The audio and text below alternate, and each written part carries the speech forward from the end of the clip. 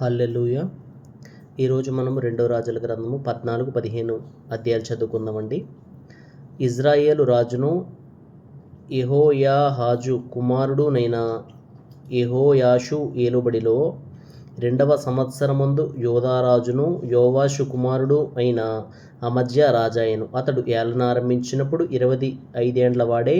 యెరూషలేమునందు 29 సంవత్సరములు ఏలెను. అతని తల్లి యెరూషలేము కాపరస్తురాలు యెహోయద్దాను.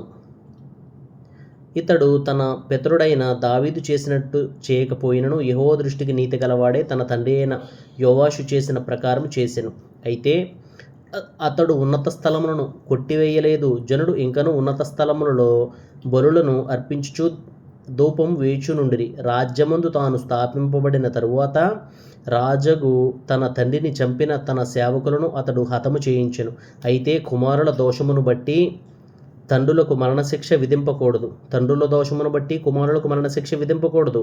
ఎవని పాపము నిమిత్తము వాడే మరణశిక్ష నొందును అని మోషే వ్రాసి ఇచ్చిన ధర్మశాస్త్రమందు యెహోవా ఇచ్చిన ఆజ్ఞను బట్టి ఆ నరహంతకుల పిల్లలను అతడు హతము చేయలేదు. మరియు ఉప్పులోయలో అతడు యుద్ధము చేసి ఎదోమీయులలో 10,000 మందిని హతము చేసి సెలా అను పట్టణమును పట్టుకుని దానికి యొక్తయేలను పేరు పెట్టెను. నేటి వరకు దానికి అదే పేరు. 8వ వచనం నుంచి చదువుతున్నానండి.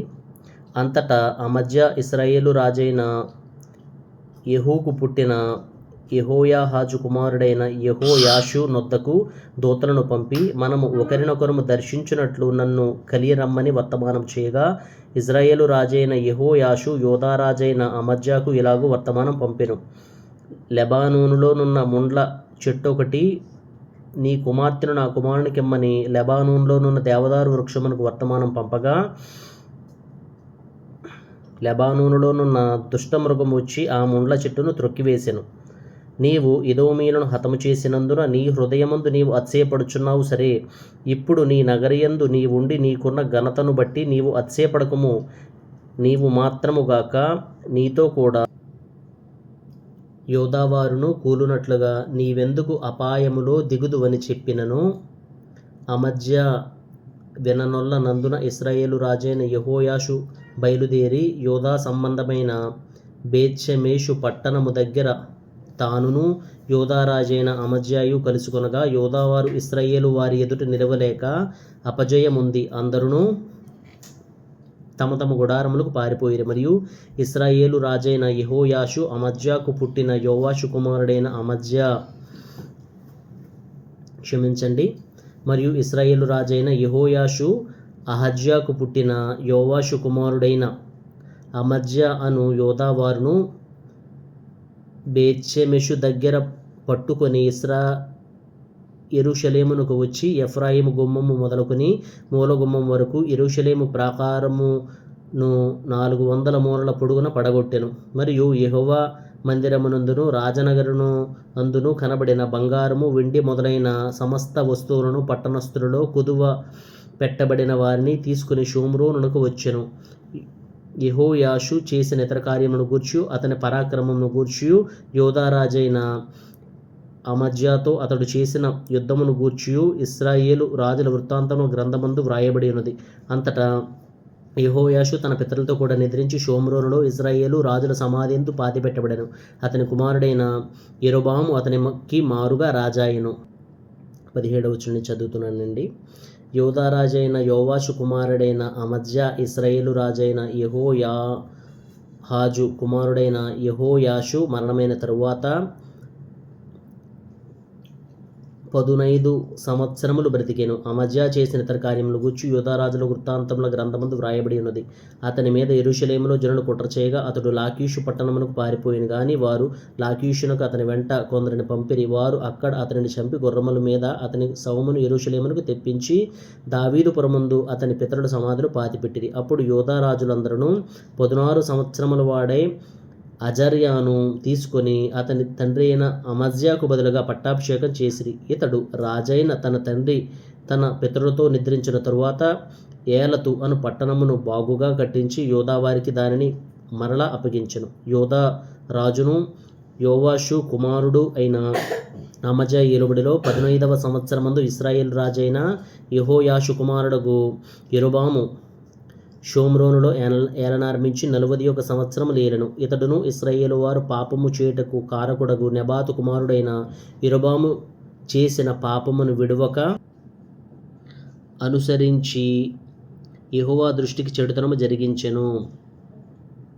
గత్హేపెరు ఊరివాడైన అమిత్తయికి పుట్టిన తన సేవకుడైన యోనా అను ప్రవక్త ద్వారా ఇశ్రాయేలీయుల దేవుడగు యెహోవా సెలవిచ్చిన మాట చొప్పున ఇతడు హమాతునకు పోవు మార్గం మొదలుకొని మైదానపు సముద్రం వరకు ఇజ్రాయేలు వారి సరిహద్దును మరలా స్వాధీనం చేసుకున్నాను.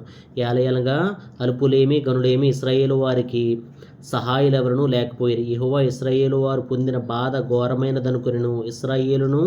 ఇశ్రాయేలును పేరు ఆకాశము క్రింద నుండి తుడిచివేయవలని యెహోవా సెలవిచ్చి యుండెను గనుక యెహోయాషు కుమారుడైన యెరోబాము ద్వారా వారిని రక్షించెను.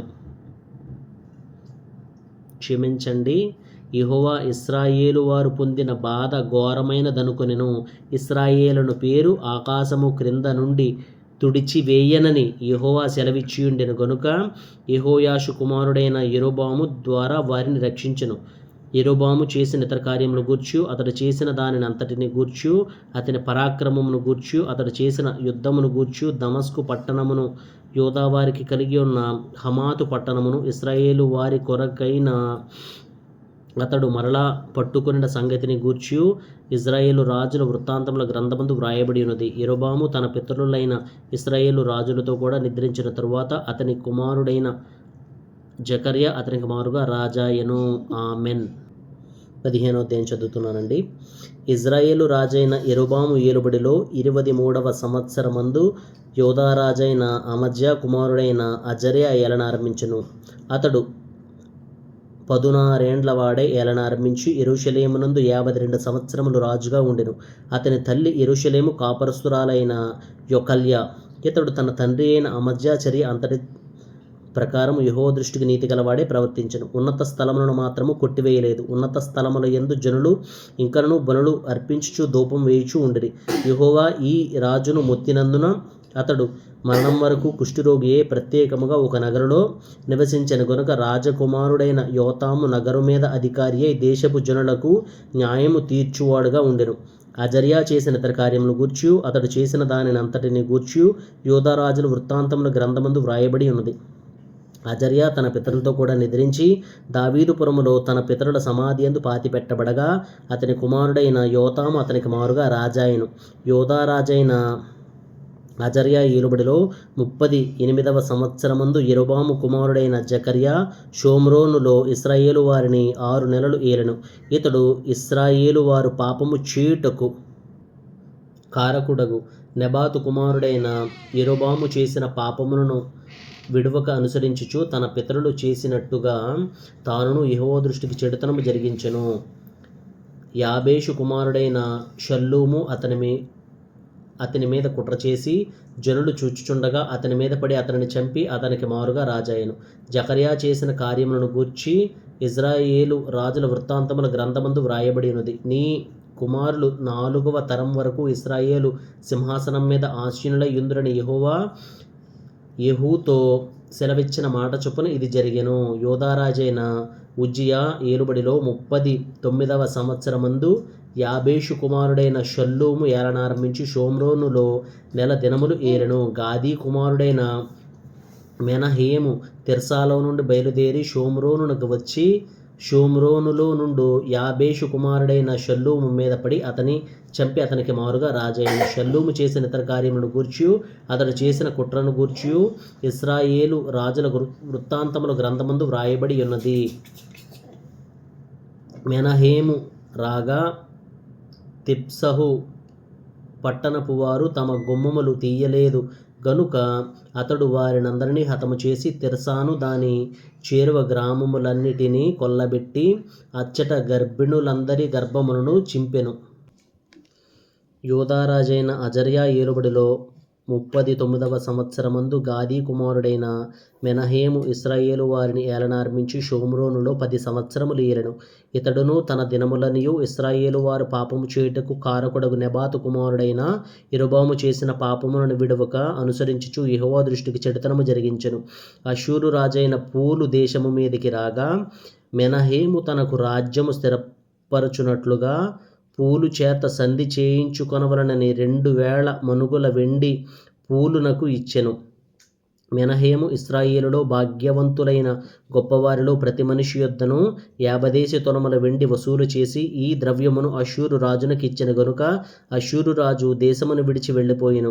మెనహేము చేసిన ఇతర కార్యములను గూర్చి అతడు చేసిన దానినంతటిని గూర్చి ఇశ్రాయేలు రాజుల వృత్తాంతముల గ్రంథమందు వ్రాయబడి ఉన్నది. మెనహేము తన పితరులతో కూడా నిద్రించిన తరువాత అతని కుమారుడైన పెకహ్యా అతనికి మారుగా రాజాయెను. యోధారాజైన అజర్యా ఏలుబడిలో 50వ సంవత్సరమందు మెనహేము కుమారుడైన పెకహ్యా షోమ్రోనులో ఇశ్రాయేలు వారిని ఏలనారంభించి 2 సంవత్సరములు ఏలెను. ఇతడును ఇశ్రాయేలు వారు పాపము చేయుటకు కారకుడగు నెబాతు కుమారుడైన యరొబాము చేసిన పాపములను విడువక అనుసరించుచు యెహోవా దృష్టికి చెడుతనము జరిగించెను. ఇతని క్రింద అధిపతియు రెమల్యా కుమారుడు అయిన పెకహు కుట్ర చేసి తన యొద్దనున్న గిలాదీయులైన 50 మందితోనూ అర్గోబుతోనూ అరీహేనుతోనూ కలుసుకొని షోమ్రోనులోనున్న రాజనగరులోని అంతఃపురమందు అతని చంపి పెకహ్యాకు మారుగా రాజాయెను. పెకహ్యా చేసిన ఇతర కార్యములను గూర్చి అతడు చేసిన దానినంతటిని గూర్చి ఇశ్రాయేలు రాజుల వృత్తాంతముల గ్రంథమందు వ్రాయబడి ఉన్నది.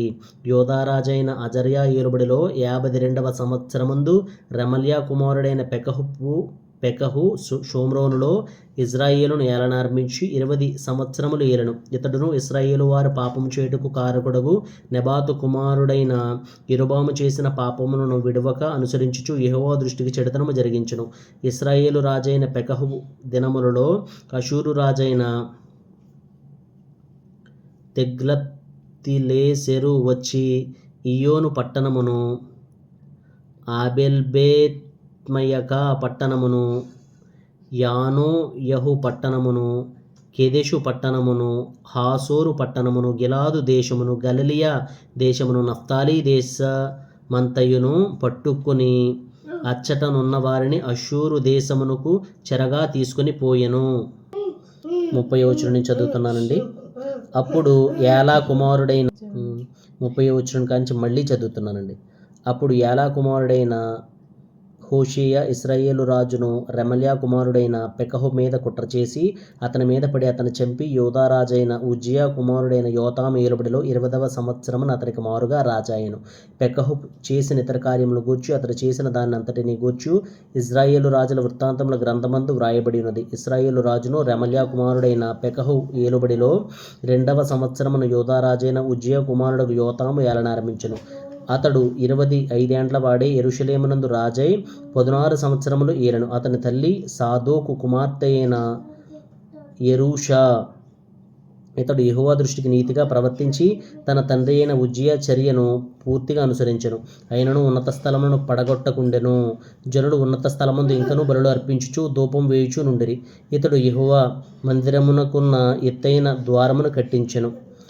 యోతాము చేసిన ఇతర కార్యములు గూర్చి అతడు చేసిన దానినంతటిని గూర్చి యోధారాజుల వృత్తాంతముల గ్రంథమందు వ్రాయబడి ఉన్నది. ఆ దినములలో యెహోవా సిరియా రాజైన రెజీనును రెమల్యా కుమారుడైన పెకహును యోధా దేశం మీదకి పంపనారంభించెను.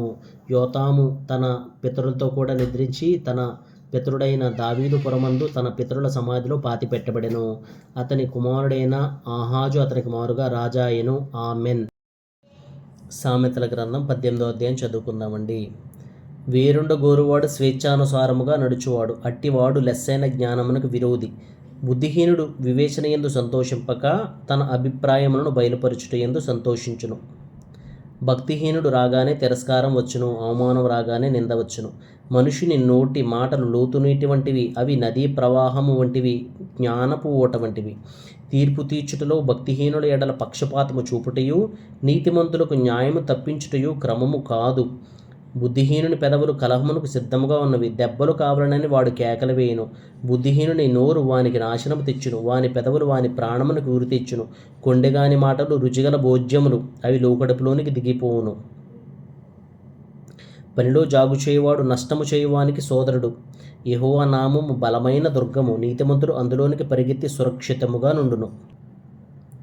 ధనవంతునికి వాని ఆస్తి ఆశ్రయ పట్టణము, వాని దృష్టికి అది ఎత్తైన ప్రాకారము. ఆపత్తు రాకమునుపు నరుని హృదయము అతిశయపడును, ఘనతకు ముందు వినయముండును. సంగతి వినకముందు ప్రత్యుత్తరమిచ్చువాడు తన మూఢతను బయలుపరిచి సిగ్గునందును. నరుని ఆత్మ వాని వ్యాధి నోచును, నలిగిన హృదయమును ఎవడు సహింపగలడు? జ్ఞానుడి చెవి తెలివిని వెదకును, వివేకము గల మనసు తెలివిని సంపాదించును. ఒకడు ఇచ్చు కానుక వానికి వీలు కలగజేయును, అది గొప్పవారి ఎదుటికి వారిని రప్పించును. వాద్యమందు వాది పక్షము న్యాయముగా కనబడును, అయితే ఎదుటివాడు వచ్చిన మీదట వాని సంగతి తేటపడును. చీట్లు వేటు చేత వివాదములు మానును, అది పరాక్రమశాలులను సమాధానపరచును. 19వ వచనం నుంచి చదువుతున్నానండి. బలమైన పట్టణమును వశపరుచుకున్నట కంటే ఒకని చేత అన్యాయమునొందిన సహోదరుని వశపరుచుకునుట కష్టతరము. వివాదములు నగరు తలుపుల అడ్డగడియలంత స్థిరములు, ఒకని నోటి ఫలము చేత వాని కడుపు నిండును. తన పెదవుల ఆదాయము చేత వాడు తృప్తి పొందును. జీవ మరణములు నాలుక వశము, దాని యందు ప్రీతిపడువారు దాని ఫలము తిందురు. భార్య దొరికిన వానికి మేలు దొరికెను, అట్టివాడు యెహోవా వలన అనుగ్రహం పొందినవాడు. దరిద్రుడు బతిమాలి మనవి చేసుకును, ధనవంతుడు దురుసుగా ప్రత్యుత్తరమిచ్చును. బహుమంది చెలికాండ్రు గలవాడు నష్టపడును, సహోదరుని కంటేనే ఎక్కువగా హత్యుండు స్నేహితుడు కలడు. ఆమెన్.